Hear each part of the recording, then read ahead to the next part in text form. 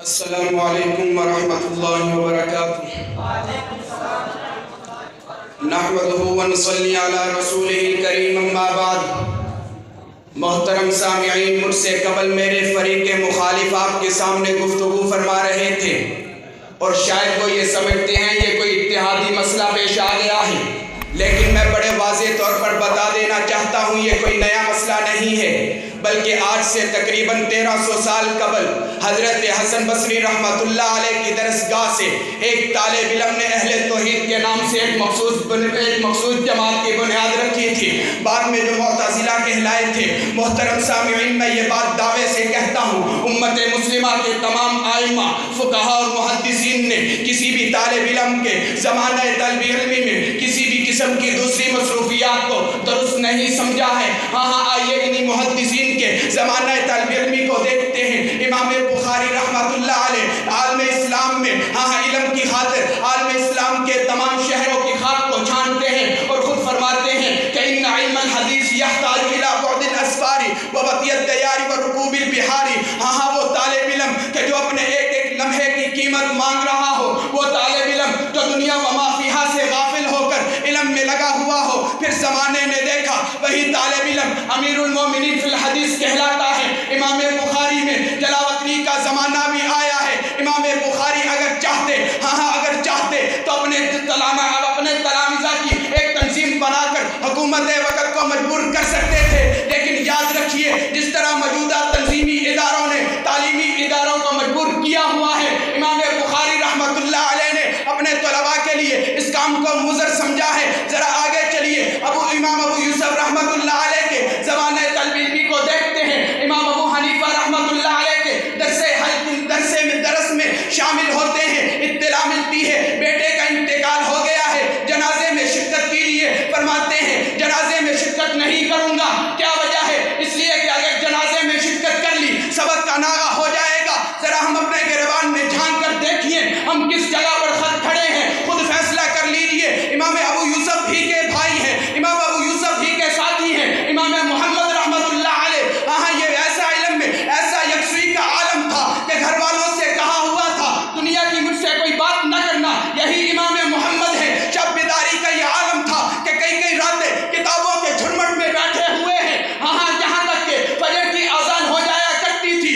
آگے چلیے، علم کے انہی دیوانوں میں ایک چمکتا ہوا نام اور پیش کرتا ہوں جسے لوگ امام شافعی کے نام سے یاد کرتے ہیں۔ انہوں نے بھی علم ایک عجیب انداز سے حاصل کیا ہے۔ خود فرماتے ہیں میں نے علم ایسے حاصل کیا ہے جس طرح ایک گمشدہ اکلوتے بیٹے کی ماں اپنے بیٹے کو دیوانہ وار تلاش کرتی ہے۔ محترم سامعین، وقت کی تنگی کے سبب میں کس کے زمانہ طالب علمی کو پیش کروں؟ میں نام لوں امام راضی کا یا امام غزالی کا، سیوطی کا نام لوں یا حافظ ابن حجر اسقلانی کا، ابن جوزی کا نام لوں یا کسی اور کا، جنہوں نے مدرسے میں رہتے ہوئے ہزاروں کتابوں کے مطالعے کر لیے تھے۔ محترم سامعین، حضرات اکابر، آپ کی وساطت سے میں ان کو چیلنج کرتا ہوں کہ میرے اس موقف کو سامنے رکھتے ہوئے جن اکابر اسلاف کا میں نے ذکر کیا ہے، ان کے زمانے طالب علمی میں کسی اکابر نے ایک بھی تنظیم کی بنیاد رکھی ہو یا کسی تنظیم میں حصہ لیا ہو یا کسی تنظیم کو پسند کیا ہو؟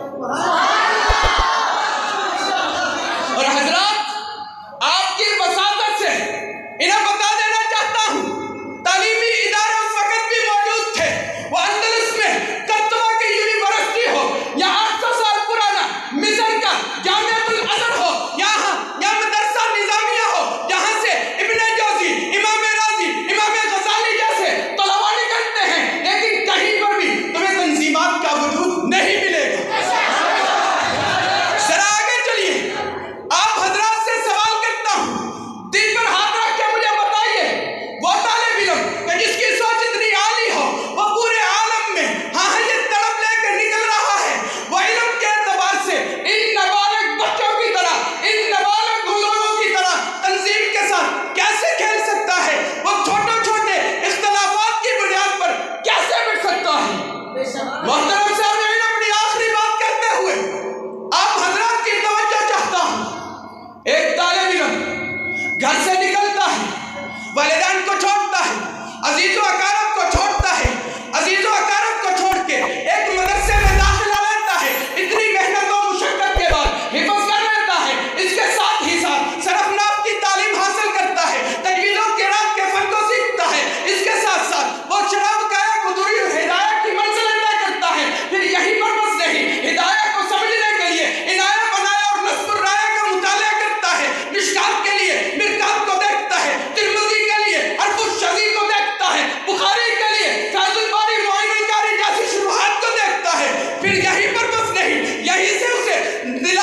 نعت تقریر اور تصنیف بھی ملتی ہے، صرف یہی پر بس نہیں، اسی تعلیمی ادارے سے وہ FA اور MA کی تعلیم بھی حاصل کر لیتا ہے، بالآخر وہ باصلاحیت عالم بن کر یہاں سے نکلتا ہے۔ آپ سے پوچھتا ہوں کس جگہ پر اسے کسی تنظیم کی ضرورت پڑی؟ سب کچھ اسے مدرسہ جب دے رہا ہے تو ایک طالب علم پر ظلم ہے کہ اسے تنظیمی بندی میں بند کر لینا، جکڑنا، جہالت کے سوا اور کیا ہو سکتا ہے؟ اللہ کریم میرے مخالفین کو سمجھ نصیب فرمائے۔ وما علینا الا البلاغ۔